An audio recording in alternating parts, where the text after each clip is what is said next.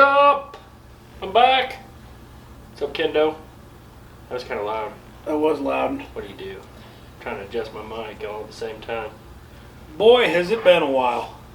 Boy, howdy. Oh, boy, howdy. What's it been, like 6 months? It has. It has. I've been trying to get you in here, but it seems like you're a busy man. You always seem to make it my fault. But You're a busy man, you know? Like if I had your responsibilities, I could see how you couldn't make it here. I don't know how a guy like you gets along in life with zero responsibilities. I barely make it. And that's the way it should be, really. That's the way it should be. Just zero responsibility. You got it pretty easy. I do. I'm like waiting for this thing to fall over on me, but it looks like it's holding up pretty good. Yeah, you're a little rusty over there with like the whole podcast deal, huh? stuff. I can't decide where I want it. No, it's been a little bit though. We always say that every podcast episode. We say, "It's been a minute. It's been a minute." Well, this time it really has. What's it been like? 3 months? Yeah, I feel like a lot going on.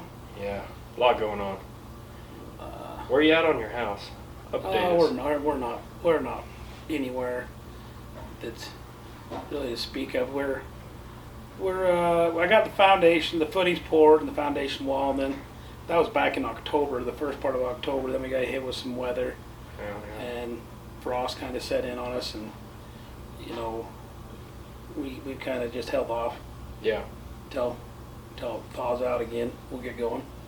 Well, you could either do that or do it wrong, I guess, right? Yeah, there's a couple of things different options we had. You could blanket it and heat it up and get the frost out of the ground and move forward, which just drives up cost, right? Yeah. Or we can just wait it out. It's just money. Yeah. You got lots of that. Yeah, I don't. You got tons of money. Yeah. Loaded. This podcast is sure bringing in the revenue, isn't it? It's making us the big bucks. That's the way I like it. What are we going to talk about tonight? Oh, we can talk about a variety of things, really. I don't even know where to start. There's been a whole lot going on, it seems like.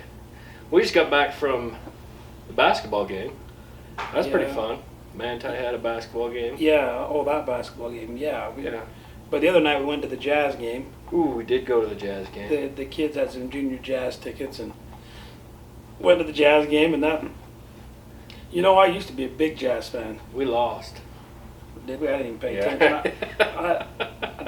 I've kind of, I don't know, fell out of the Jazz a little bit, but it was kind of funny. You got there and looked at our tickets. Okay, section, I don't remember what it was, 117, so we go to section, row 21, and you got your seats, and I leave that section and walk up there, and you go up the steps. Okay, there's row 1, 2, 21, literally the very top, as high as you could get. There wasn't a person behind us. No. Not one. We leaned against the back. I text my mom. She said, so I was at the Jazz game. She says, "You're at the Jazz game? You got good seats?" And I took a screenshot of like the Earth, like from a satellite. Earth. I said, "This is a picture of where we're sitting."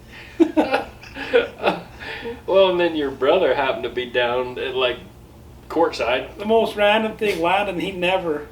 I don't know why he was. Well, he don't get outside of center field. No, he's not a basketball fan. He don't care for sports at all. And he texts me and says he was up there selling a dog box or something at the expo and was going to stay the night. So he bought Jazz tickets and looked down and found him. He's clear down like lower bowl, like row 12. He's down there in his camouflage. Down in the I zoom in. I took a picture of him, and I should share that picture of what he was doing in that picture when I zoomed in on him. You better not. I'll blackmail him with it. You hold on to that information until you need it. Yeah. Don't just give it away, That's right. Yeah, that was. I'll play that right. It was still fun to go, though. It was fun to go. We went up the Wembley Expo.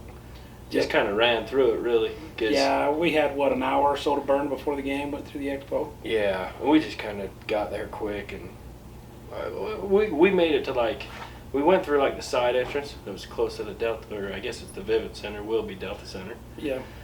So we came through that west entrance, and so we kind of, ran through different places. Not really ran, but we just kind of walked quickly through, made it all the way around, went to the where all the mounts were on that one side. That was pretty cool. Yeah, it's gotten pretty big. I mean, it's always been big, but it seems like every year they're adding like another 10 or 15 booths. I feel like that west side that we walked into, I'm not used to that being there. I think that was new. It's like they a whole opened new up wing they've opened up. Yeah, it's more of an L shape or something now, where it seemed like it used to be pretty straight across.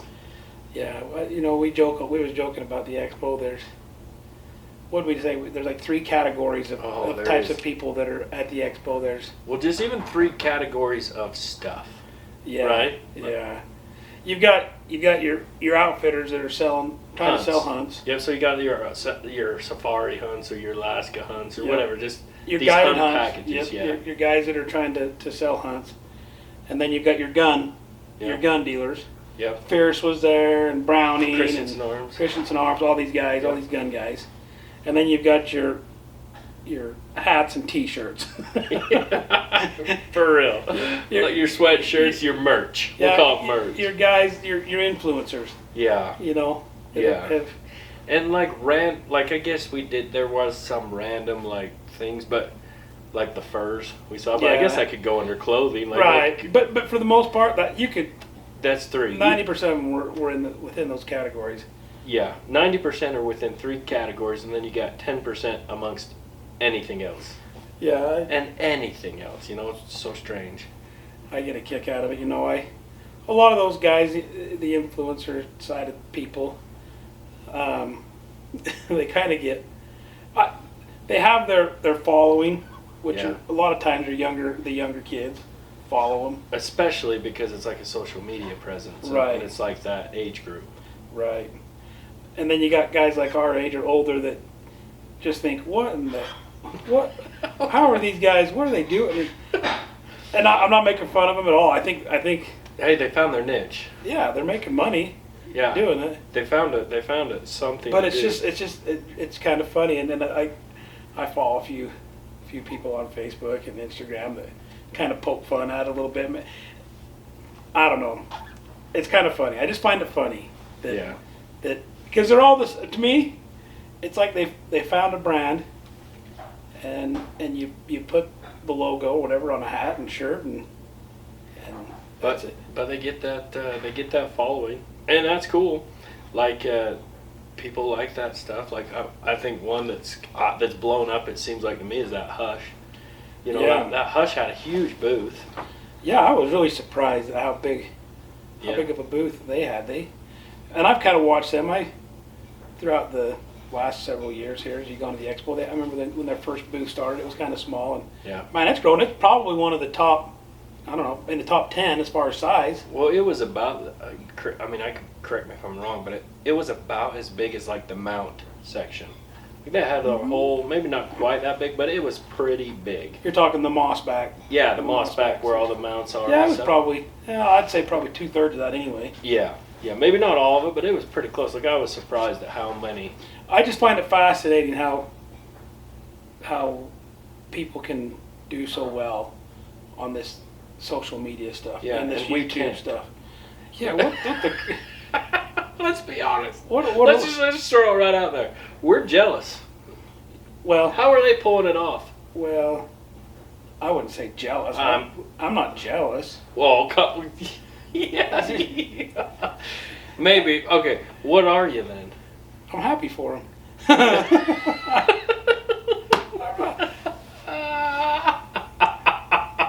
I'm happy for them too. I just wish I had. I just think. Okay, so there's like 2 sides of it because it's sort of uncomfortable because you're trying to think about really this want to be that. So 2 days ago, or maybe it was yesterday, I was in the truck driving home from. I went to Denver for work, and I was driving home, and I got a text saying, "Hey, you need to check out this post that the DWR put out about the shed ban." Oh, shed ban. Let's talk about it. Yeah, so I get this text like, and it says the comment section is out of control. You gotta go check out this post about the shed closure, because they shut down shed hunting in Utah now from now until April 30th. Yeah. And they did this a couple years ago, 3 or 4 years ago. Yep. And boy, it ruffled some people's feathers. there are people out there that I mean, that are very opposed to it. Isn't it funny though? Because you're either hot or cold. There is no warm. Like there is nobody that's like neither here nor there. It feels like they are either all on board or 100,000% against. Well, what I found in reading that comment section, your influencers, going back to these guys that are have big followings on social. A lot of those guys are the ones that are like really mad that this happened, and the reason being, for a lot of them, from the months of February till May, that's how they're getting their content. Yeah, is videoing. I see. Shed hunts. Yeah, and so for them, that really puts a wrench in their whole thing, because suddenly they got to go do something else for content that they usually this time of year, that's what they're doing. Can they go other places? Like yeah, other states? I'm sure they could. And but it still just makes it more difficult. But I just couldn't believe there was, and a lot of these comments you kind of missed out, because if you're gonna go check it out now, a lot of the comments have been deleted. So, but I was like following it when it was really like when the first came out, and people were just going crazy, and I could not believe it. I mean, it generated. Was it on a DWR website that the comments were? So and everybody was diving in on that section. Gotcha. Mm-hmm. And everybody had their own opinions. Yeah. One of the influencers I read, I'm not going to tell you who it was, but this person stated, like, why are we closing down the whole state? Because I'm in southern Utah, and there's not much snow down here. Like, it's for the, because the snow's so heavy, it's driving all these animals, and so we're trying to give them, the divisions, their purpose is to give them a rest. Give them a break. Yeah. And so this person said, why does it have to be statewide? Because here in the South, like, that's not an issue. It hasn't changed anything. But it's like, you got to sit back and you got to think, like, okay, if you leave it open, say on the Henrys or on the Ponce down south, everybody's going to be there. Yep. So what's that going to do? Yep. It's just going to drive pressure up. And so then people are saying this on the comment section back and forth, like, but people aren't nice. Like, especially I found with these social media influencers, like, people have it out for them. Yeah. And it's kind of like... But these guys, some of these people just, like, love... And I'll be honest, like, I love to read the comments. Like, some people are so dang creative, like, with their comments. Like, when you had one of your, like, Instagram things go pretty hot and heavy. Like, you got a lot of views on one of your Instagram reels. The dumbest video I've ever put on my reels. Dumb. Has, like, 2.5 million views. And it's the dumbest one. It's literally smoking meat, right? I walk out to my smoker and pull some ribs off the smoker. And he walks out, his back porch, and he's pretty much in a pair of jeans, t-shirt, and like socks, right? So he walks out his back door, and it's cement all the way to your smoker, and you put it out on your smoker. It's literally it's like an 8-second reel. Yeah. Or 10 seconds. It's not very long. But like the comments, like the one lady that was like, or somebody was like, I don't think I could trust a person that wears his socks outside. Yeah. Or can you buy a new pair of jeans? Like, why do you get a pair of jeans that fit? Like, my pants are a little saggy. Well, I still have my plastic cover on the handle of my smoker, and I don't know how many comments I got. Well, don't you think it's time to take the plastic handle or plastic bag off the handle? And it's so funny how people will nitpick the crap out of this. But that's what happens with it. I mean, oh my gosh, it blew up so like funny. It did, and But those comments are hilarious. Oh, people are funny. Like, because like you don't even know, like, is that person serious about the socks? You know, like.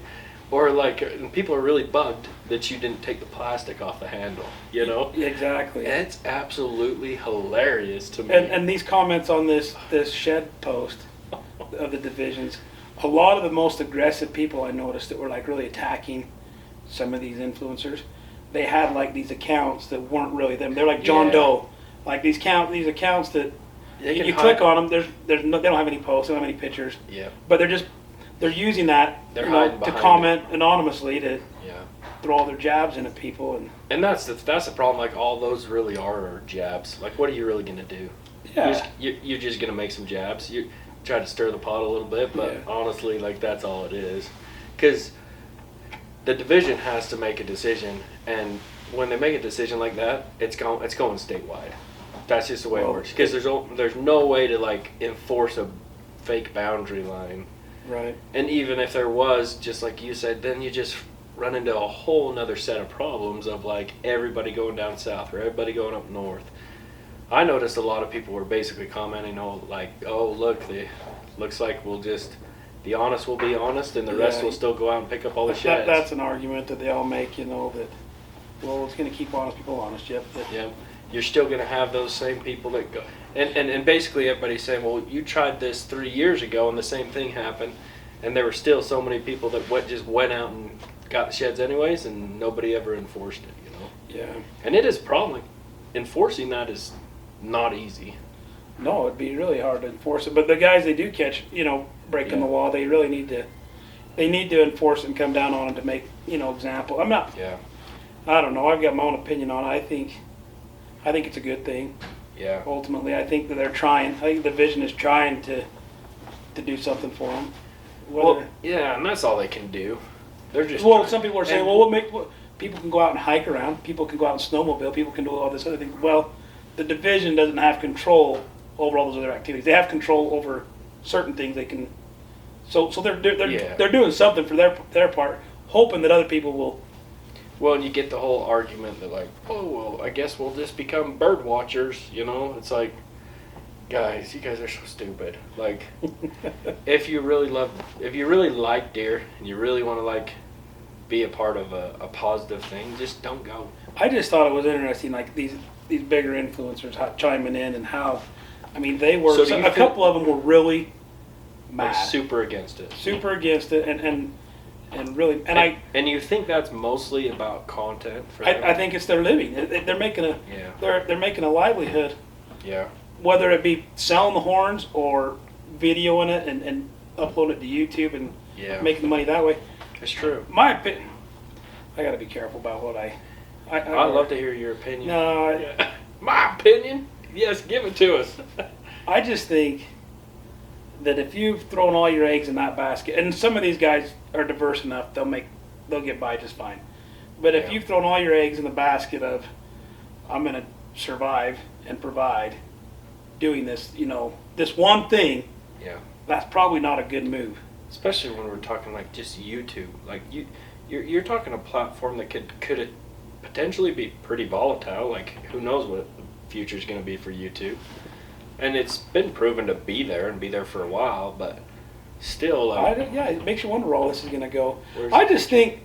Is the metaverse, are we going to go put a bunch of horns out in the metaverse? We're going to put on goggles and we're going to go try to find these horns in a fake land somewhere, we're going to have a wild goose chase for horns in the metaverse. Right. I've thought way too much into this because my mind goes crazy. I think, and I'm probably blowing this way out of proportion here, but I think we've kind of been fed a lie in general. You hear this all the time, and it kind of applies to this, in that people will say to you, "Find what you love to do. You really enjoy doing something. Well, you can make a living out of it. Go do it." And I don't think that's 100% the way it should be. You know what? It's not bad to be a cog in the wheel. It's not bad to be. Yeah, there's a place for that person that's necessarily doing the hard job, and it ain't gonna But I love to shed hunt and I love to do these things as much as the next guy. Yeah. But if we all just followed all of our dreams like you, and I know there's people out there that totally disagree with me, and there's people that have made a good living chasing their dreams and doing what they love. But I don't think that's. Well, I think what you're saying, or what I'm understanding, is there's got to be some people that don't necessarily follow their dreams, so that others can. And guess what though? You can be a happy. Oh yeah. You can find happiness for sure doing. Well, that's what I'm saying. You need a guy that works in the sewer. You need a guy that goes down to the sewer and unplugs those drains. And you think that's his go-to. He woke up that morning. He was like, I am so excited to get these wet wipes, this wet wipe clog. out of the sewer drain, out of the filter. I am pumped about it. No, but like that same dude's probably happy because he makes a good living. Probably has a good health insurance. Probably works for the city, right? And like he's able to come home every night and watch his kids play basketball, soccer, whatever it is, right? Like he that job lets him work like a 9 to 5 or whatever it happens to be, and he can do what he wants recreationally. Well, we need those people.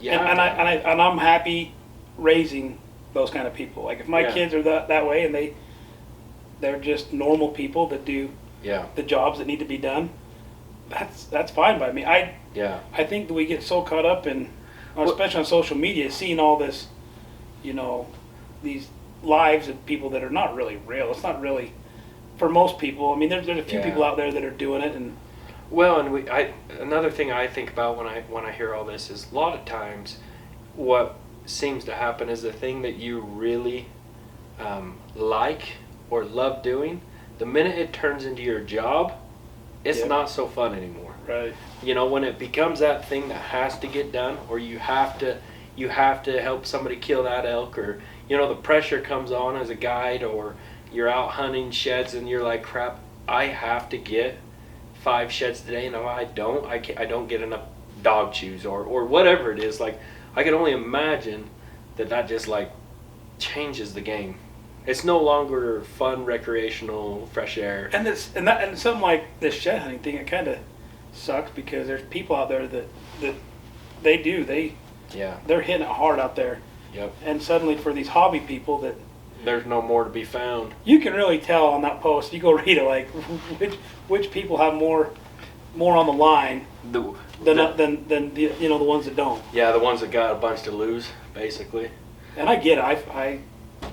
I hope people don't think I'm bad mouthing them.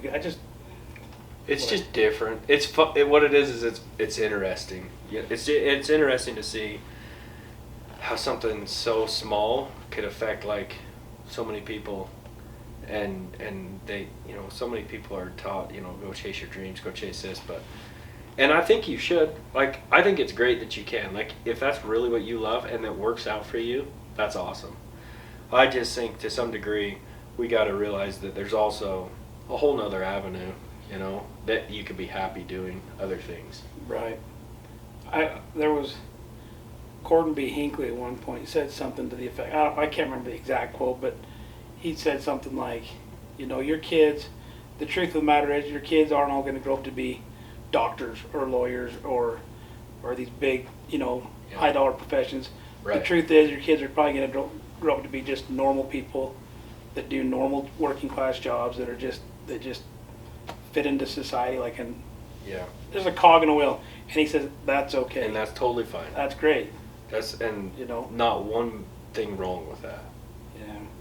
Well, that's fun. Sorry, that's all I have to say about that. Everybody, stay away from the sheds. All right. No, they actually have a bird watching closure as well. So if I catch you out bird watching, then you're gonna be in trouble. Well, what'll happen is if people don't respect this and they start pushing it, they're just going to come down harder the next time. They're just going to basically say, "You didn't listen when we tried to get you to." Okay, we're going to ban shed hunting completely. Yeah.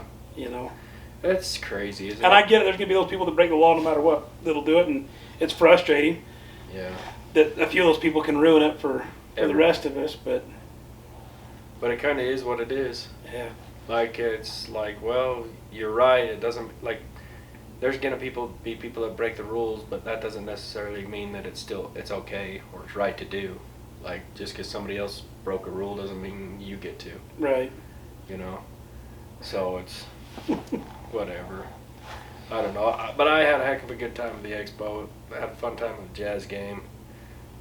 And it was a good car ride. Yeah, it was. Other than that killed our day. It did. And it was good. I'm glad it did. Oh, I got put in for the $5 drawings. Yes, I put in for a few. Yes, you did. I put in for a few, and I hope you draw something, man. I do too. I actually only really get up the expo probably like one every 3 years. It's just like not convenient living clear down here to get up there. Yeah. And I swear there's always something on that Saturday, and during the weekday I just never get up there. So when I do get up there, I try to put in for a $5 tag or two, you know. Right. And it's like, it'd be awesome if you draw, but I still don't like feel any hope towards it. Like, I mean, you know what I mean? Like, it's like there's hope there, but it's like. What's cool is like you have to be there in person to validate your tags and to put in. You just can't send it in online and apply. Like you have to show up in person, right? Yes. So really, your odds are quite a bit better than the lottery, just in the normal draw. Yeah. Or you would think, but boy, when we were up there, I thought, holy crap. We were up there on Saturday, right? Yeah. Yep. And it went from Did it go from Thursday to Sunday? Yeah, I think you're right. Yeah, Thursday to Sunday. But just on that Saturday, we were there for an hour. We were there on thousands we were there of people. On Friday. And there was Friday. Yeah, so and not we even were there busy. Friday before it was really even like busy. Busy, yeah. And there was a lot of people putting this. So I thought, man, yeah, there are. Maybe the odds aren't as good as what you think. I know. I honestly think you probably get the same amount of people putting in for everything as they do on a regular draw, except for there's only one tag that goes out. You know. So it's not. I don't. But it's still pretty fun. It's fun to when those draws come out to go through and read who drew what and. Well, and it's fun to be able to put in for like multiple ones and maybe some that you're not normally putting in for because you've built up points to other animals or whatever. So, you know, to have a shot at like a bison or a moose when you're working on a sheep tag or something, you know what I mean? Mm-hmm. On all your tags. So that's kind of exciting. And I mean, my brothers drew the Courtney drew the beaver tag late season, you know. And I've known other people that have drawn. So I mean, it's possible. Yep. It's just not probable for me. Well, possible but not probable, which I'm all right with. It's fun, and Hudson was up there too, so we put him in for some $5 tags too, and he'll probably be the one that draws it if anything. I hope so. Which I'd rather be that way anyways. So well, the next podcast we're talking about how exciting it was when we drew the tag. You drew a tag, yeah. Kenan didn't put in for any. I didn't. I was a little sidetracked by that. Kind of hurt my feelings. Well, we're all trying to donate to a good cause, and here you are just stiffing the conservationists. Yeah, I'm not gonna say much on that topic. I didn't put in. That's all right. That's all right. But it makes my chances. But you know what I did do that I probably should quickly mention? I shot an alligator. Oh yes, you did. That's right. You went to Florida. Ago. Yep, went to Florida a few weeks ago for work. We went down there to some trainings.